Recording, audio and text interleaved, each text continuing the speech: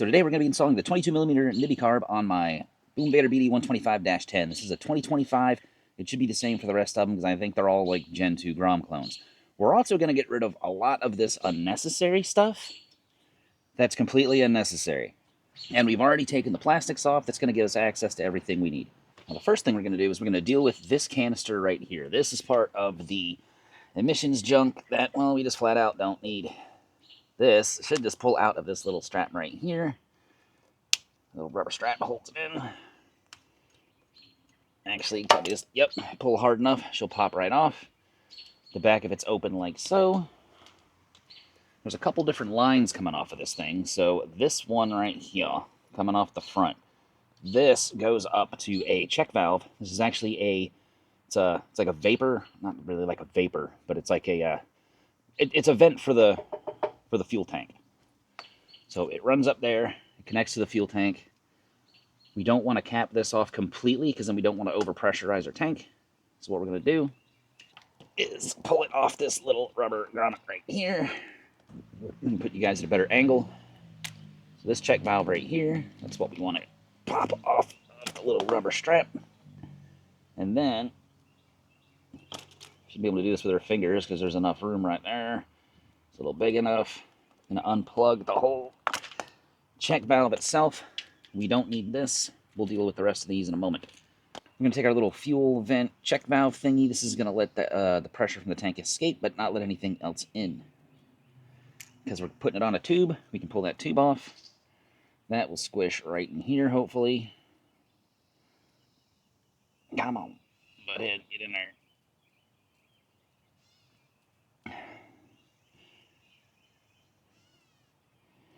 Force her to fit, just like so. Once we get the top plastics back on, we'll have to get this oriented somewhere to where she's kind of pointing up. Actually, I might just be able to put a little zip right there. A little zip tie just like so might do the trick.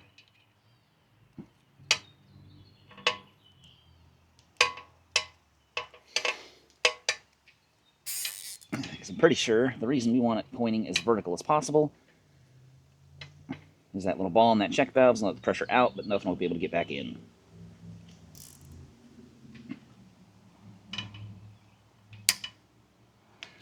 And that can hang out right there for right now. Next, we're going to go ahead and get this air box out of the way. So we want to go ahead and take this breather tube that goes down to the EGR valve. Go ahead and unhook that. That's this little hose clamp down here. Compress it like so. Hose should pop off just like that. Zip around to the other side. I think the only other thing that's connected is the airbox hose to the factory carburetor. Go ahead and pop that off of there. I don't see anything else. So now we should be good to go ahead and remove that bolt here. And it is the exact same thing on the other side. And then hopefully that airbox should just pop right off. That's going to be a 10mm because it seems like everything pretty much on this bike is a 10mm. That side's done.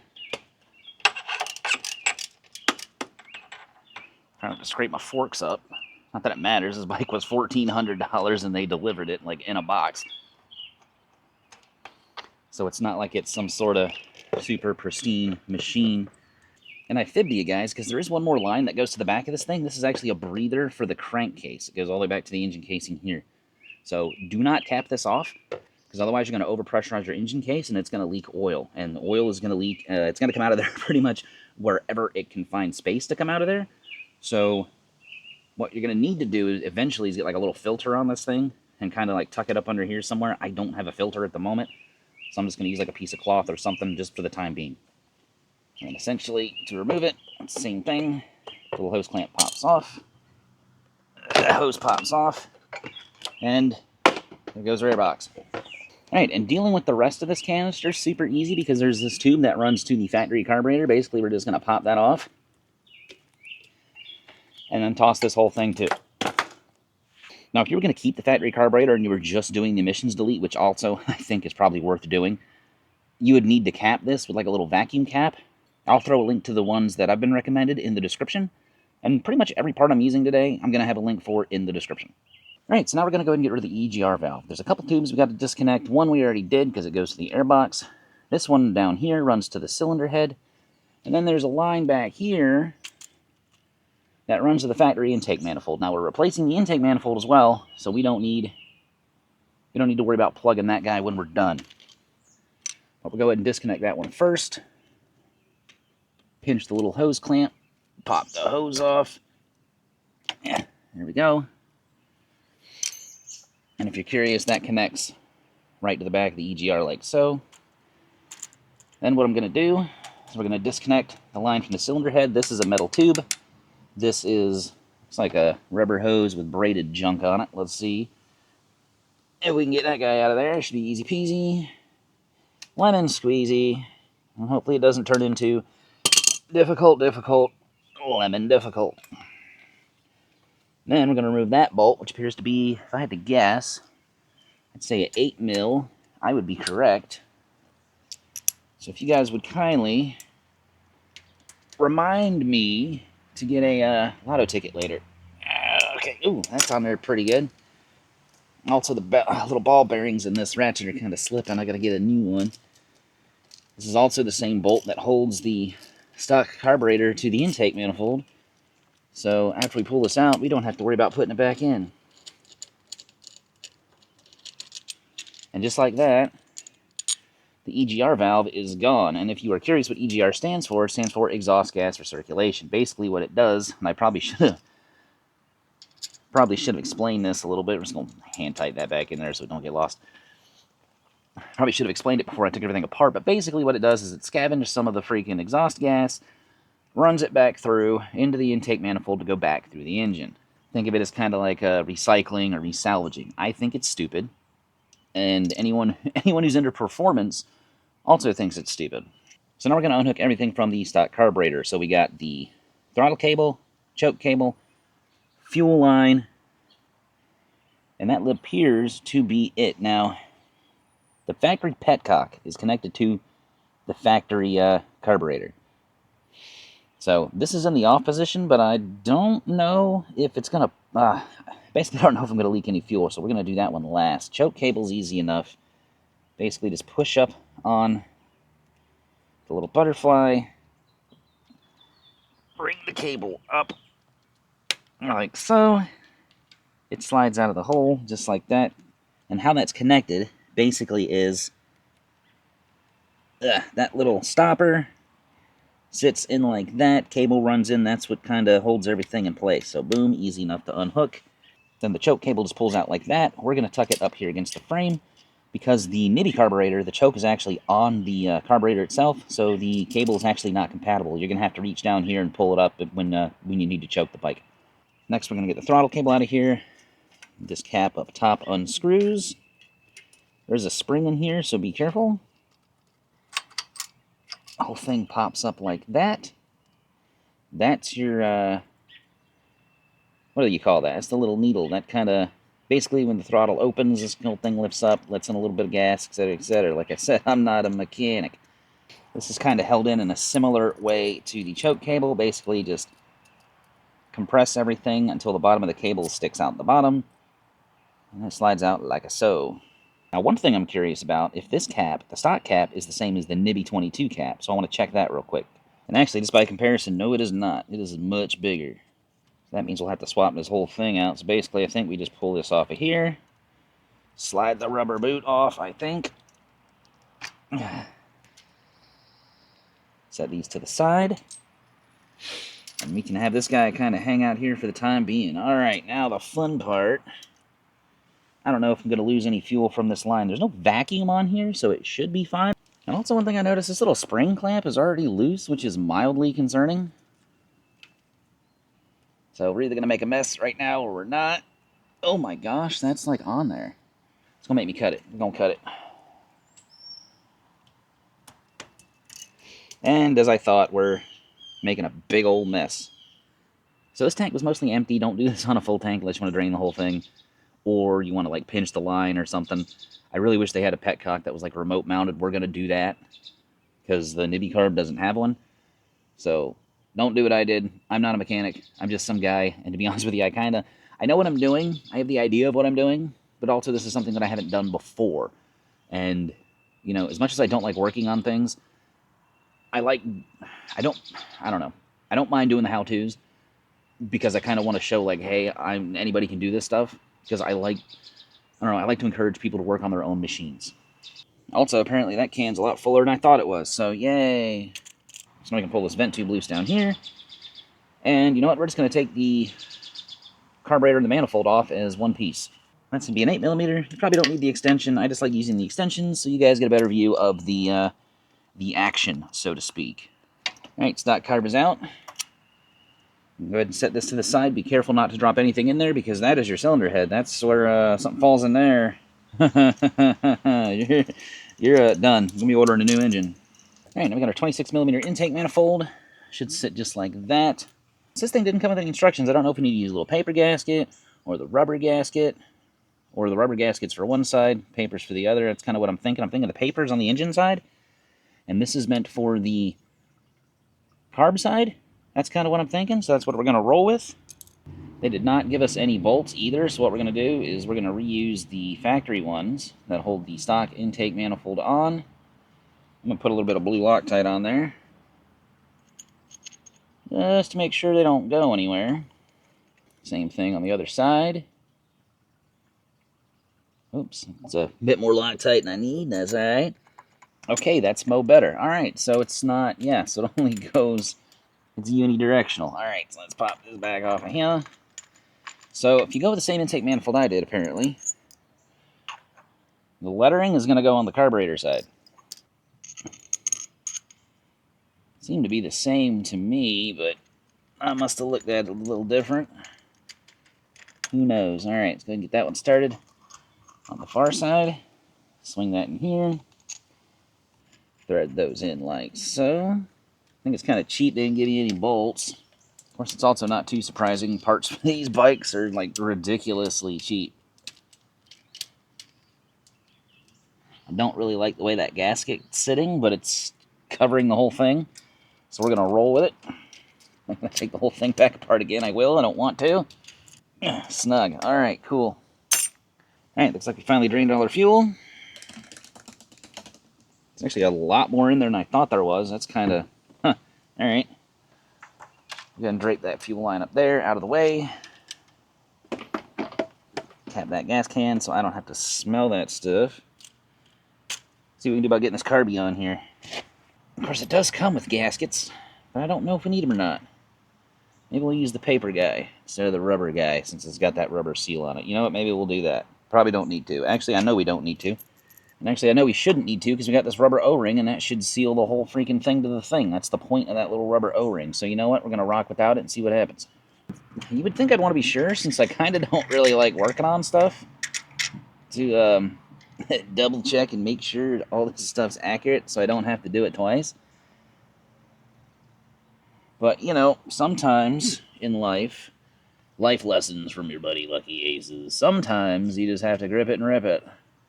Don't let the fact that you don't know what you're doing stop you from doing something, because then you will never learn and never grow as a person. Or something like that. I don't know.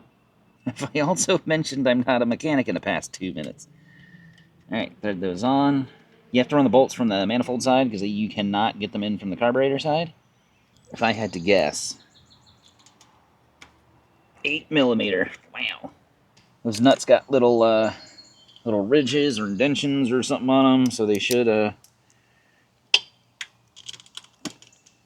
grip and stay in place. I was wrong. Oh, there we go.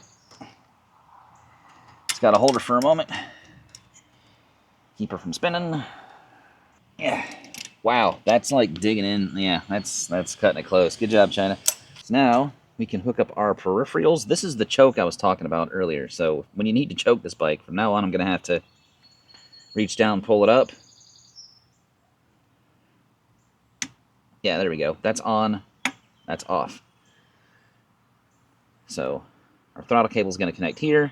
Our fuel line is going to connect here. It's got the same little overflow tube that the stock carb had, so we're going to install that first. Bam, that was easy.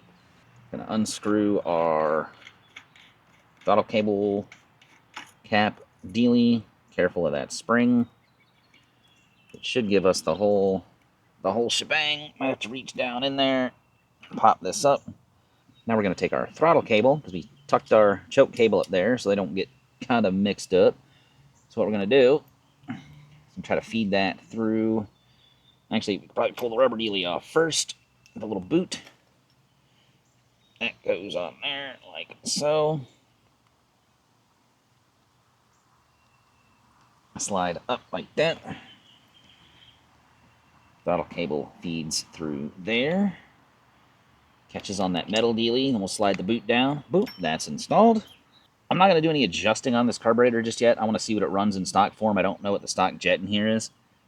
I'm not going to play with this little needle either, because there's some shims and stuff in here that you can tweak to dial everything in perfect. I just want to get it running, if nothing else, just so that it's at least functional. All right, so the spring's going to go... Come on, booger. Spring goes in there like so. You know, that's why I don't like working on things. I get frustrated and annoyed, and I'm already annoyed. There's gasoline all over the driveway now. I'm really, really annoyed, man. So that's going to slip in like so.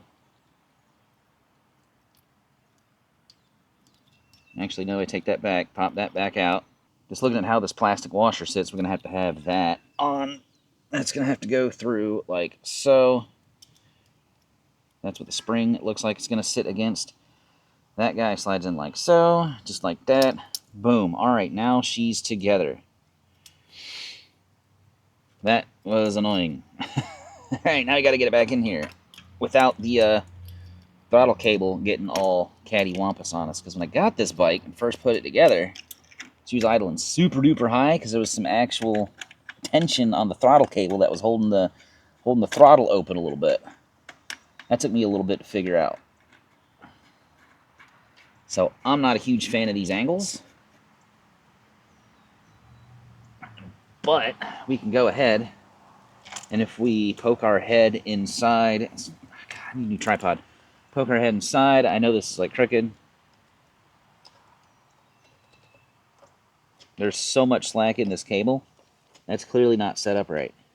All right, so I was definitely doing something wrong because I couldn't get this thing to sit all the way, and we had like, I mean, it just wasn't sitting all the way down to the bottom. So there's a certain way this thing has to go in. So if you look inside the little carburetor, on the choke side, there's that little notch on the left side, right? So that the guide the cable went in, that has to line up with that notch. So it's going to drop in just like this. And now it's sitting pretty flush. That's what we want. So I'm going to torque this back down and put the carburetor back on the intake manifold. Alright, so now we got to figure out our fuel line. I got this aftermarket petcock here, which if I was smart enough, I would have jammed this in the fuel line when I cut it and turned the fuel off so it didn't dump everywhere, but, you know, I didn't think about it. So I'm trying to figure out a good spot to mount this thing, and I'm not really seeing one, so for the time being, I think I'm just going to probably, like, zip it to the intake manifold just to keep it from flopping around. Then we're going to run a small piece of fuel line from the other end of the petcock to the carburetor. I'll put that little clamp on there. Squished on the end of the petcock. Should fit because it all came together. Secure that like so. We're only going to need a little bit of fuel line. Or we might need more depending on where we decide to mount this thing. You know what? We'll go ahead and give ourselves a little bit of slack in case we go up. Actually, we'll give ourselves a little bit of slack in case we go up here to the frame, which I probably won't because that won't be accessible. It's going to have to be down here somewhere. Let's just go with that for right now. Take our snips. Take another little clamp. Clip that on like so. Pop the cover off. Fuel line goes on. Squish that on there. Clamp goes on to secure it. Good enough. For the time being, let's take a zip tie, zipper to the intake manifold. We'll have to figure out a more permanent solution later on in the future. Important thing now is just making sure she can get fuel. And that she'll run. That's easy enough to turn on, easy enough to turn off. Do it with my right hand, turn that on, turn that off. Good enough for now. Alright, pardon if there's any background noise. The neighbors just got home, they're doing something. So as far as the carby goes, we'll just pop this cone filter on that came with the carburetor. I'm going to tilt it kind of in that direction to where it's kind of away from the forks. I'm going to take a flathead screwdriver, or that appears to be a 6mm. It's not an 8 because the 8 don't fit. And then tighten that down. And then as far as the carb, that should be it, unless I missed something, which is entirely possible. Alright, so we still have to deal with the EGR tube. You got a couple options here. Some people cut them and weld them. Some people pinch them to where they just don't leak. What I'm going to do is I'm going to do a trick that I learned from a channel called Tom's Cage-Free Motorcycle Adventures, and we're going to use this quarter and a little bit of this red RTV. Essentially, the quarter is going to be our block-off plate, and the silicone is going to be our gasket. Come on, baby. That's the wrong way. I am going the wrong way. You can tell I'm ready to be done with this insanity. Pop that bolt out just like so.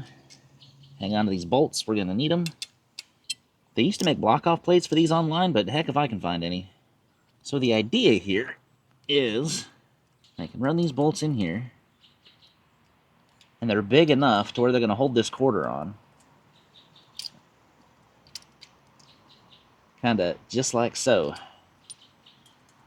So I'm going to run those in slightly. And if you go the silicone route, make sure you get the ultra red gasket maker. That's the high temp stuff. Actually, I don't even know if I need that little applicator thing. I'm going to waste more putting it in the freaking in the tube than on this thing. Need a good bead all the way around. Moisten my finger. I'm going to spread that around like so. Trying to leave the middle open. It shouldn't matter though. Just want to make sure we get a good seal. Please do not drop this on my Osmo 5. That's my camera, by the way. Stick that mammer jammer there like so. Dirty up my freaking socket. Make sure she's holds in place. I do not know why I didn't grab a freaking towel or something. Yeah, and then we will wait for it to cure. Alright, so unless I screw this up, I don't think anything's loose. Let's go ahead and put some gas in this thing and see what happens. I remember how this stupid gas can works. I think. This is so stupid.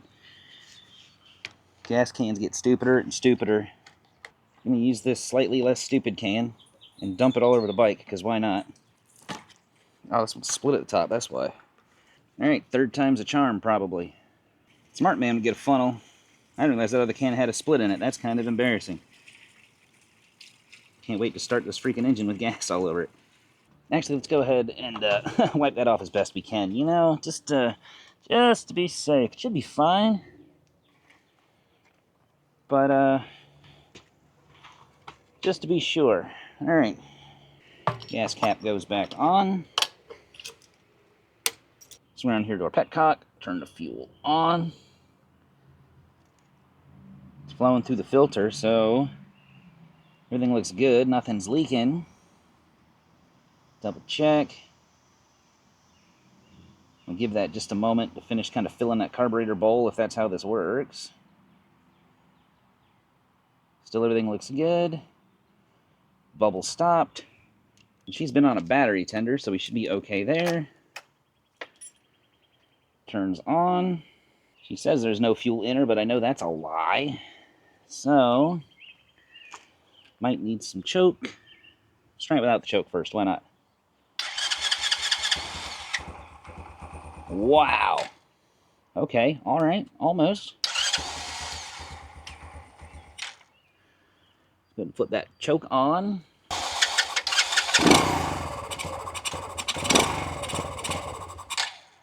Alright, so the carb's installed, but clearly it needs to be tuned. Let me know if you think I'm getting too much air or too much fuel in the comments down below. So somebody's a dummy dum-dum and forgot about the idle adjustment screw here on the left side of the carburetor. So I got that adjusted, and now choke is off, right? Fuel's on, no choke. Get rid of that glare. Now she fires right up, man. Got her idling, probably a tad high, but she is cold. Still says there's no fuel in there, which is, I'm just going to guess and say there's not enough to register that there's fuel in there, but either way, man, we got it covered. Awesome. And if you missed me taking this Chinese Boom Vader out of the box, you can check that video out somewhere in here. But as always, y'all be good. See ya.